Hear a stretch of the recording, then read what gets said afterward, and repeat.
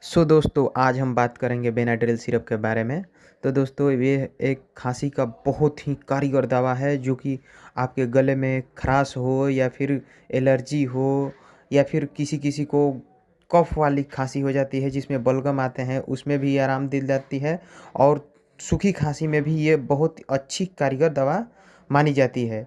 इस दवा को लेने से आपके कितनी भी पुरानी खांसी हो, इसको 10 ml 2 से 3 बार लें वो अपने डॉक्टर के सलाह के अनुसार, तो ये बहुत ही अच्छा रिजल्ट देखने को मिलता है।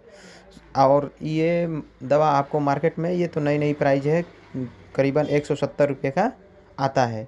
दोस्तों आप इस दवा का उपयोग एक बार ज़रूर करके देखें अपने डॉक्टर के सलाह से।